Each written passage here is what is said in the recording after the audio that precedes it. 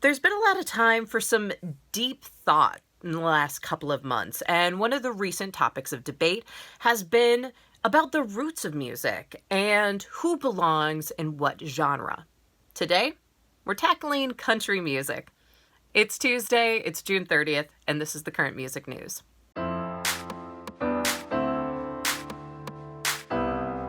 Hi, I'm Jade. And I'm Jay. Last week, the band formerly known as the Dixie Chicks changed their name to simply The Chicks, saying they want to meet this moment. But what exactly does this moment mean? There's a racial reckoning across America and across the South. Emblems of the long gone, but somehow not forgotten Confederacy are coming down. So there aren't bands of country stars with words like Dixie or Antebellum in their name anymore. The question is, can change in the country music world go deeper? Racism and white supremacy has long been a problem in the music industry, and the exclusion of Black Americans has maybe been most blatant in the genre of country music. And that's a genre that pulls, from the history of both Black and white musical traditions. But in the music industry, it really has been defined as a space for white people, especially white men. The Chicks are no strangers to just how narrowly defined the genre of country music has been, even as it rose to be one of the most popular, profitable genres of American music. Famously, of course, in 2003, the Chicks were essentially banned from country radio after lead singer Natalie Maines criticized former President George W. Bush on stage. They might have been given more chances with country music programmers if they were men. If they were Black, they might not have been on commercial country radio in the first place. And that's not to say that there hasn't been, a big Black country star. There has. There are always exceptions, like legendary Charlie Pride or more recently Darius Rucker. But as a Rolling Stone writer put it in his article about Black country, Pride seemed to spend a great deal of his career trying to have as few conversations about his race as possible. And the Associated Press talked to singer Rissy Palmer, who said that when she spoke to her own Black experience in her 2007 song Country Girl, her record label made her change lyrics before they would release the song.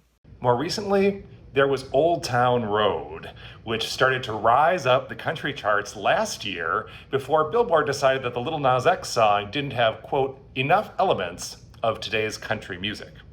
That reminded a lot of fans of when the Recording Academy reportedly refused to consider Beyoncé's song Daddy Lessons in the country category at the Grammys. It sure looked like when institutions were deciding what counts as country music, they were considering something more than just music. And as we all know, Old Town Road went on to become one of the biggest singles of all time. But it never got a ton of country radio airplay. And shortly thereafter, I do want to say that a Black artist, Blanco Brown, ended up having a #1 hit in country radio with his dance number, The Get Up. And Braylon, that's a Black country rapper, had a hit with a song called My Truck. And he told AP that he thinks that there is an audience of country music listeners under 30 who believe that Black lives matter and are ready to move beyond the genre's history of exclusion. Rhiannon Giddens is a singer-songwriter and a scholar of music who received a MacArthur Genius Grant for her work. When she visited The Current for a session last year, she talked with host Bill DeVille about the ways that country and folk music have been defined in a way that isn't really about the music.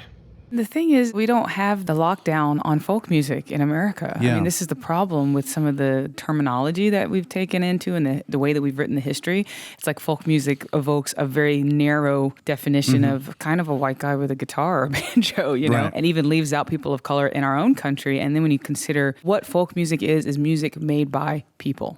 It can be influenced by commercial music. It can turn into commercial music. But at its core, it is people picking up instruments and making music. And that is the way it goes all around the world, but we've separated it into this kind of, well, folk is American white folk and world music is everybody else's folk. It's just this weird kind of thing that we do. And it's really divisive. I think that's why we have to challenge these categories, which is part of what our record does. I think more categories like, okay, this is acoustic music, this is electric music, and then there's some really basic things like, I think this is dance music. This is performance music. I mean, I think there's categories and it makes sense to want to group things, but the way that we've done it is very racialized and it's very nationalistic, and that's where the problems come in. That's the current music news.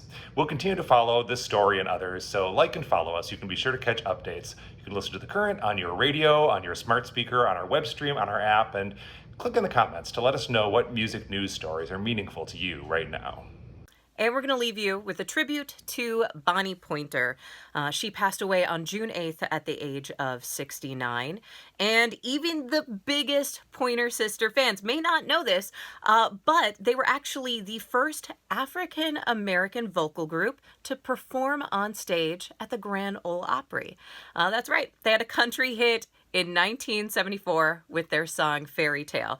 This is a song that was co-written by Bonnie and Anita Pointer.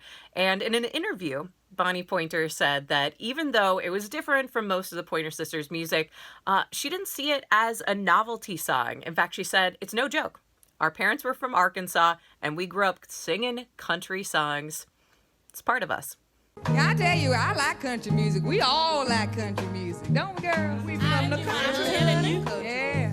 So we wrote ourselves this little country song. Now I want you all to sit back and relax and just listen to our little country tune. I'll pack up all my things and walk away. 'Cause I don't want to hear another word you have to say. I've been waiting for so long and just found out there's something wrong. Nothing will get better if I stay. There's no need to explain